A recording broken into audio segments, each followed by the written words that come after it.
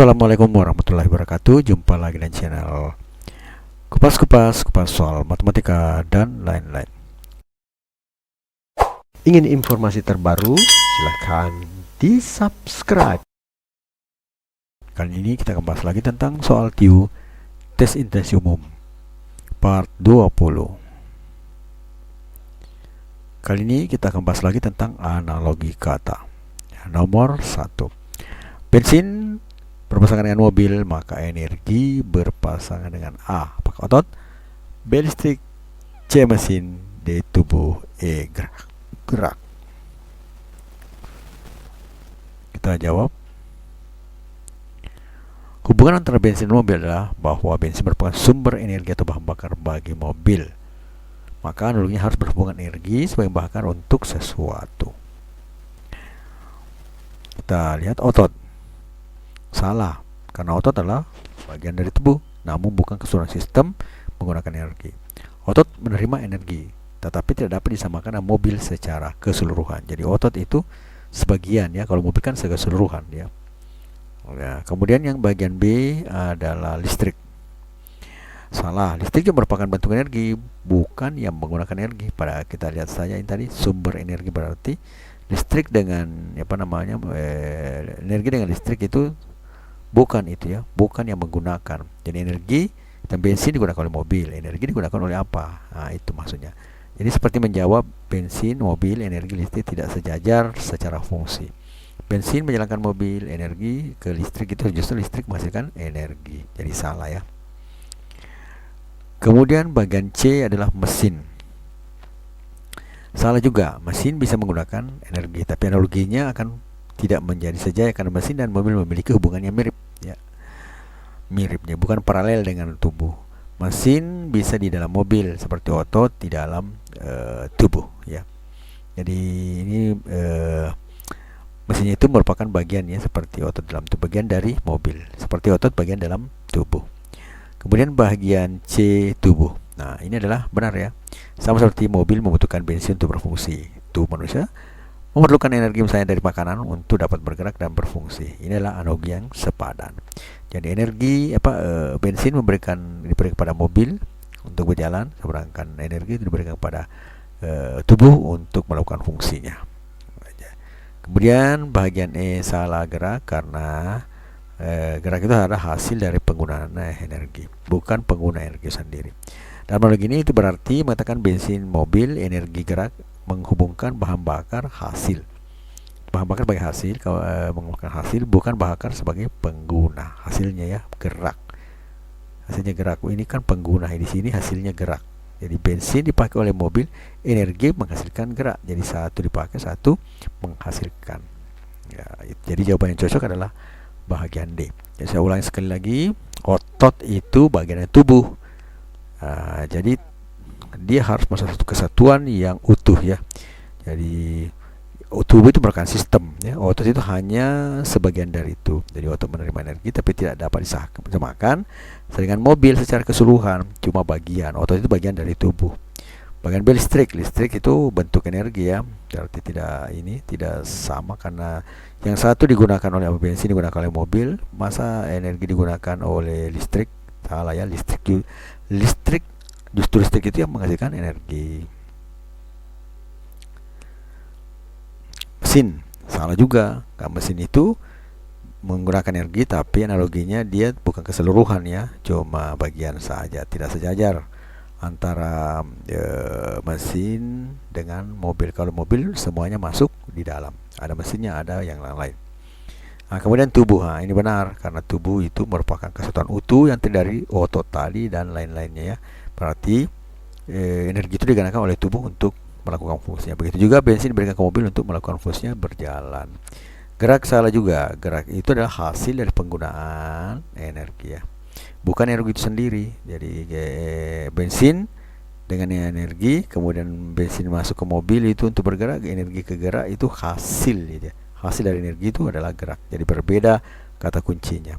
Jadi jawaban yang tepat itu adalah pada bagian D, tubuh. Nah, kemudian yang kedua, dokter, rumah sakit, guru. Nah, kalau kita lihat ini dokter di rumah sakit berarti tempat ya, guru berarti biasanya di kelas. Namun untuk melihat jawabannya ya, selanjutnya kita jawab saja langsung. Hubungan antara dokter rumah sakit adalah bekerja atau menjalankan fungsinya di rumah sakit. Maka analoginya harus menempat seorang guru bekerja atau menjalankan fungsinya. Jadi otomatis pasti itu adalah kelas ya. Papan tulis bukan, ini salah ya. Ini adalah bagian dipakai guru untuk bekerja. Jika bermanfaat, mohon di-share ya. Bukan tempat secara langsung papan tulis, tempat yang ada papan tulisnya, berarti papan tulis bagian dari tempat itu.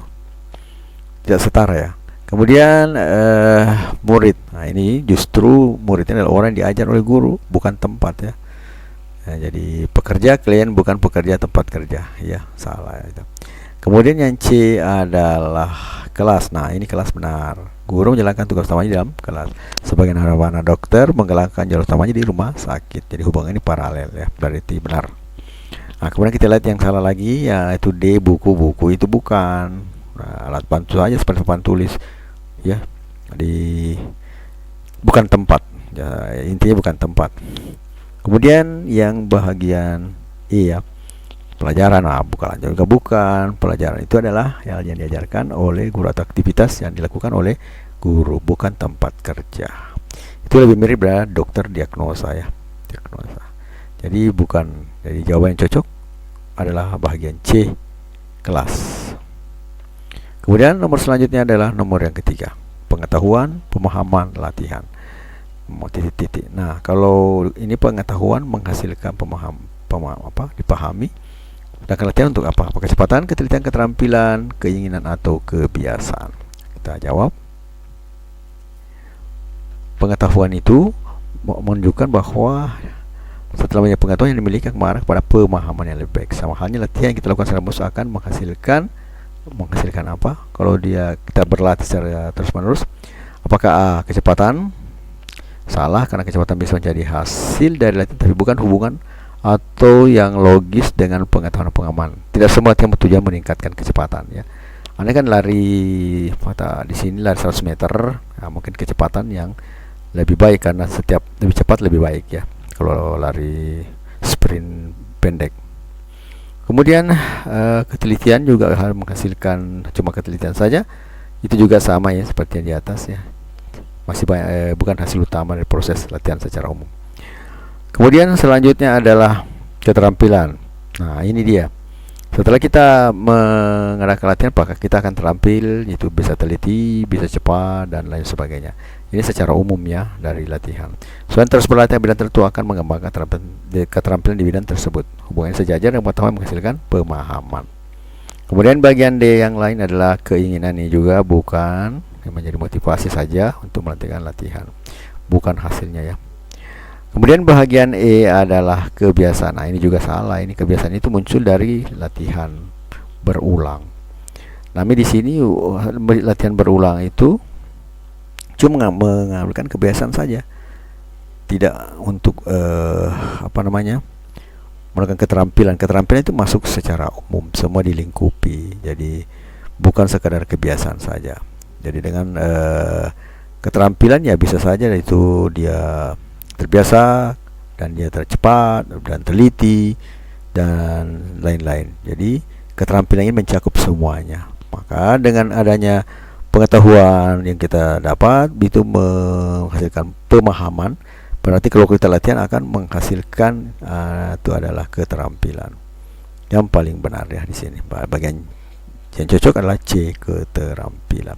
Kalau kecepatan cuma bagian saja dari keterampilan, ketelitian juga bagian dari sini, kebiasaan juga bagian dari keterampilan ya.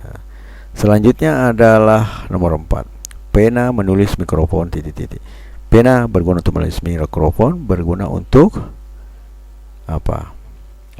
Suara, bicara, merekam, menyanyi, atau mendengar. Kita jawab. Hubungan pena menulis adalah alat dan fungsi ya. Berarti digunakan alatnya berfungsi untuk menulis. Jadi mikrofon berfungsi untuk kita lihat suara adalah salah. Suara adalah sesuatu yang ditangkap oleh mikrofon, bukan fungsi mikrofon itu sendiri. Analogi ini seperti menjawab pena, menulis, mikrofon, suara. Padahal menulis adalah aktivitas, bukan objek dari pena. Kemudian bagian B adalah merekam. Nah, ini cocok. Mikrofon berfungsi untuk merekam atau menangkap dan mengubah suara menjadi sinyal digital atau analog. Ini sejajar dengan pena yang digunakan pada menulis. Hubungannya alat atau aktivitas fungsi langsung. Jadi pena digunakan untuk menulis, kemudian mic itu digunakan untuk merekam. Suka dengan videonya? Like dong. Kemudian kita lihat jawaban yang salah yang lain adalah bicara. Nah, bicara itu di depan mic ya. Tindakan manusia, bukan fungsi mikrofon. Sama dengan menulis, bukan tindakan kertas. Bicara, bukan dari fungsi mikrofon. Jadi bicara itu tindakan manusianya ya. Selanjutnya bagian D adalah menyanyi, juga salah, sama aja dengan bicara ya. Manusia melibatkan mikrofon ya, jadi sama, C dengan D sama aja. Bicara itu tanpa nada, menyanyi dengan nada. Kemudian E adalah mendengar. Justru ini salah, justru bunyi itu yang didengarkan dari hasil mikrofon itu didengarkan oleh telinga ya. Jadi mendengar fungsi telinga, bukan mikrofon. Ini tidak sejajar dengan menulis, merupakan hasil dari penggunaan pena. Jadi jawaban yang cocok adalah bagian B, merekam. Selanjutnya adalah bahan nomor 5, pengalaman, kebijaksanaan atau sama dengan pelajaran titik. Apakah guru, apakah ilmu, ujian, nilai atau pemahaman? Kita jawab ya. Hubungan antara pengalaman dan kebiasaan adalah hubungan sebab akibat. Yang bersifat tidak langsung. Pengalaman hidup dijalani dan direfleksikan dapat menghasilkan kebijaksanaan. Maka pasangan saja dengan pelajaran yang dipelajari sungguh-sungguh akan menghasilkan apakah A, guru? Salah ya. Guru adalah sumber pelajaran, bukan hasil dari pelajaran. Maka relasinya tidak sejajar. Artinya guru tidak sama dengan kebijaksanaan. Ya. Kemudian ilmu. Nah, ini juga salah. Ilmu terlalu luas cakupannya. Pelajaran adalah bagian dari ilmu, tapi tidak semua ilmu berasal dari suatu pelajaran. Lagi pula ilmu merupakan objek pelajaran atau dari hasil internal seperti kebijaksanaan ya. Jadi tidak sama dengan kebijaksanaan. Kemudian ketiga adalah ujian. Ini juga salah ini. Ujian itu adalah alat untuk mengukur sampai di mana kemampuan siswa atau orang yang diuji itu sudah sampai di mana kemampuannya tentang masalah tersebut. Ini alat evaluasi saja ya. Kemudian bagian D adalah nilai. Bukan juga ini. Salah ini. Nilai ini ukuran eksternal ya. Setelah ujian ada nilai. Jadi ujian baru nilai. Jadi ukuran eksternal saja ini. Kemudian adalah E adalah pemahaman ya. Dengan pemahaman dari belajar yang tadi sudah dapatkan pemahaman. Pemahaman adalah hasil dari internal belajar, seperti soal sebelumnya ya. Sebagaimana kebijaksanaan hasil internal dari pengalaman. Relasi sejajar logis, prosesnya hasil reflektif dan internal. Jadi jawaban yang cocok adalah bagian E, pemahaman. Jadi guru bukan, guru itu adalah sumber belajar. Karena kan pelajaran yang menjadi sorotan. Guru itu sumber belajar, ilmu itu yang terlalu luas cakupannya ya. Itu pelajaran adalah bagian dari ilmu ya. Kemudian ujian itu adalah cara untuk menilai ini ya, mengukur sampai di mana hasilnya. Kemudian nilai itu adalah hasil dari ujian. Nah, itu nilai juga bukan maksud dari pelajaran. Yang benar adalah pemahaman. Setelah kita pelajari sesungguh-sungguh pelajaran ini, maka kita akan memahami. Nah, begitu. Jadi jawaban yang cocok adalah bagian E, pemahaman. Ingin informasi terbaru? Silakan di-subscribe. Hidup ini adalah perjalanan, bukan perlombaan. Setiap luka yang kau rasakan adalah guru yang mengajarkan kekuatan. Jangan takut gagal, karena di balik setiap kegagalan tersimpan benih kebijaksanaan.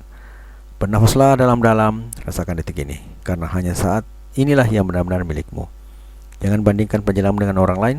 Setiap jiwa punya musim sendiri untuk mekar. Setiap gelap datang, ingatlah, bintang hanya terlihat di malam yang pekat. Peluk dirimu sendiri saat tak ada yang mengerti. Nonem. Matematika, Queen of Science. Assalamualaikum warahmatullahi wabarakatuh.